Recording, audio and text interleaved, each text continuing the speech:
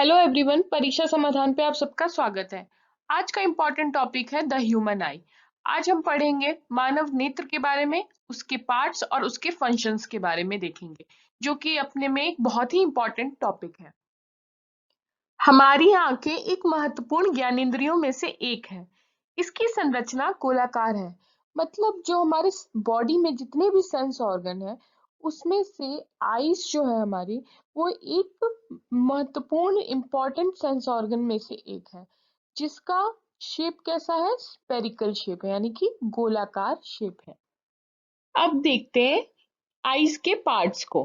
तो जो सबसे आउटर मोस्ट लेयर होता है आइस का, यानी कि सबसे ऊपरी परत जो होता है, उसको क्या कहते हैं? स्केलेरा। नेत्र का जो सबसे बाहरी और ऊपरी परत है, इसको स्केलेरा कहते हैं।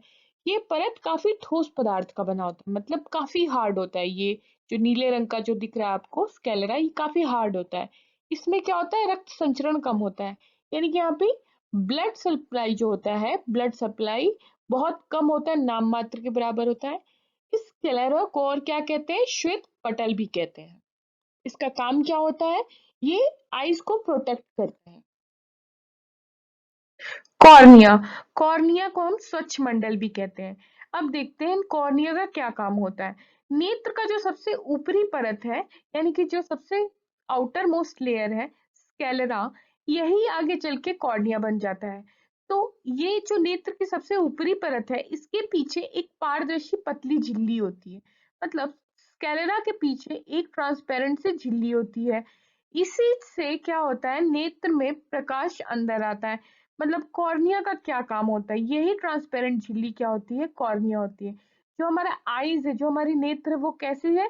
वो कैसा होता है? एक प्याज के जैसे होती है। तो जैसे प्याज में लेयर्स होते हैं, वैसे भी आईज में भी लेयर्स यानी कि परतें होती हैं।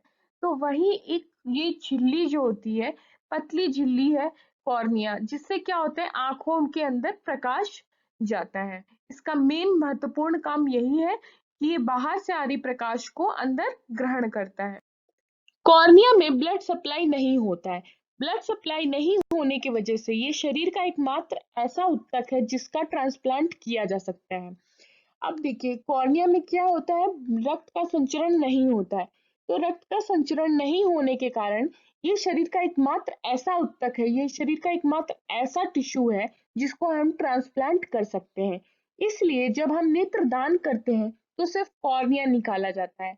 यानी कि जब हम आई डोनेट करते हैं, तो पूरे आई को नहीं निकाला जाता है, उसमें से सिर्फ और सिर्फ कॉर्निया को ही निकाला जाता है। कॉर्निया का काम क्या होता है? सारी प्रकाश को, बाहर से आ रही सारी प्रकाश को आंखों के अंदर लेता है। ठीक।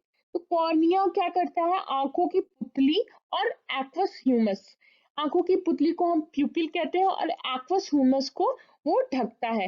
कॉर्निया का हमने सबसे एक इम्पॉर्टेंट काम देखा कि ये सारे प्रकाश को अंदर लेता है और प्यूपिल और एक्वस ह्यूमस को ढकता है। आइरिस।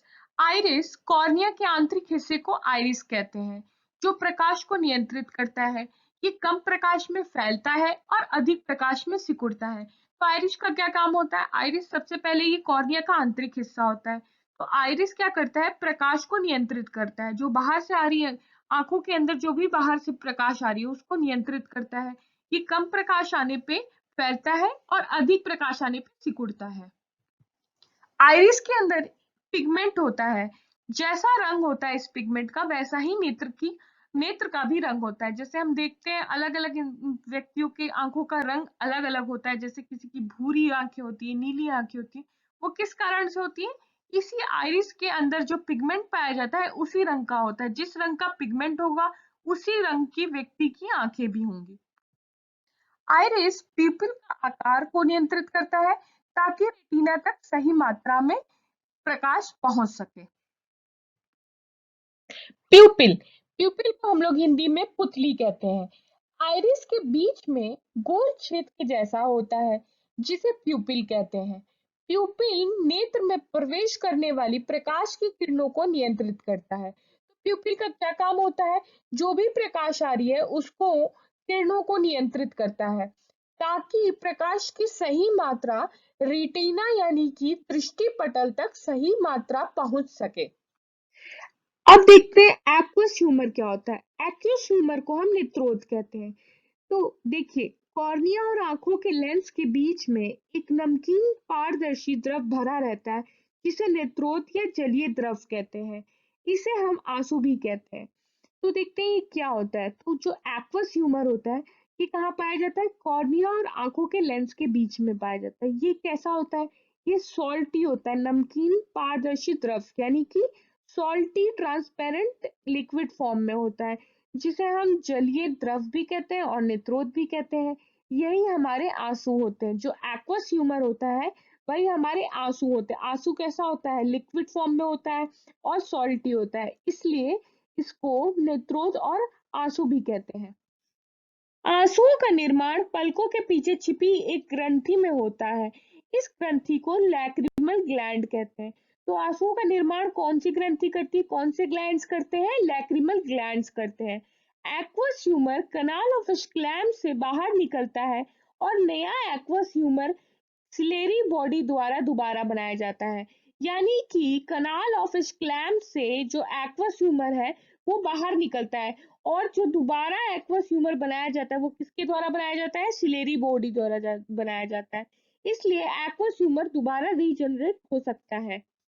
जिन रोगियों का एक्वस ह्यूमर सही तरीके से नहीं निकलता है, उनको ग्लोकोमा नामक बीमारी हो जाती है। अब देखते हैं सिलेरी मसल।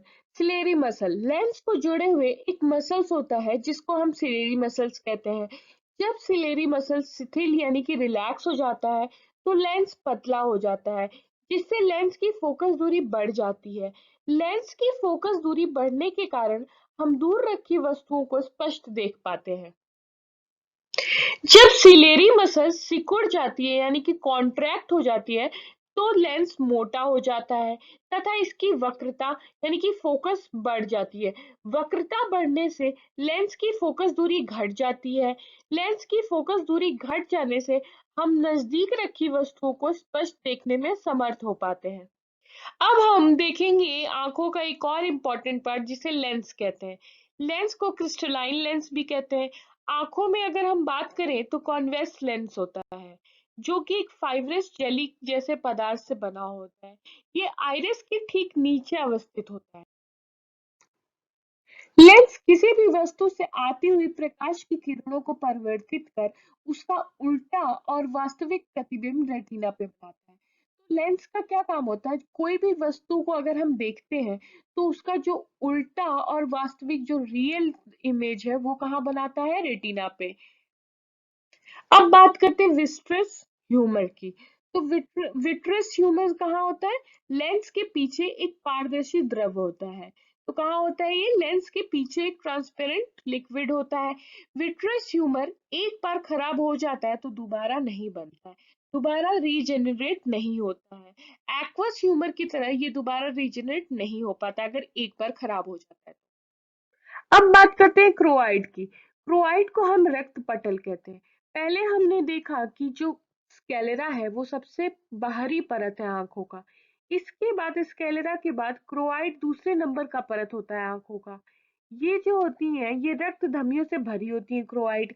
इनका क्या कार्य होता है? ये हमारी आंखों को ऑक्सीजन और न्यूट्रिशन देती हैं। अब देखते हैं रेटिना। रेटिना को दृष्टि पटल कहते हैं।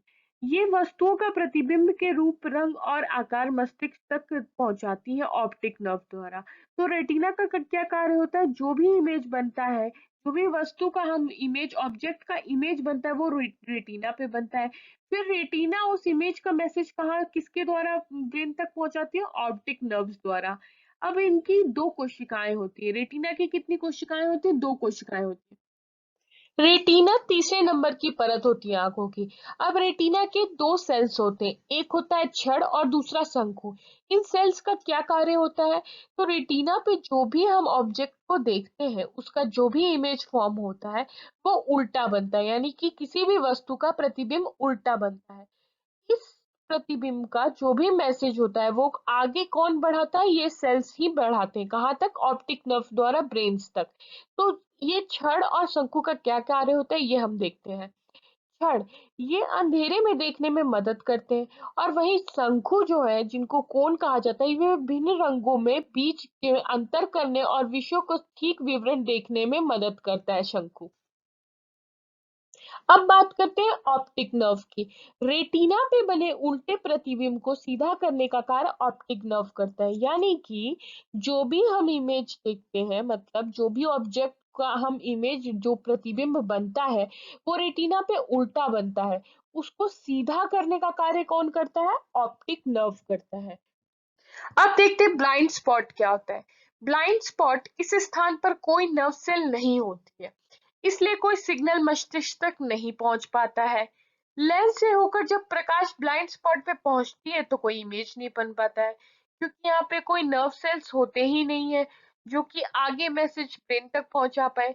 इसलिए यहाँ पे कोई भी इमेज फॉर्म हो ही नहीं पाता है। उस स्थान को हम ब्लाइंड स्पॉट कहते हैं।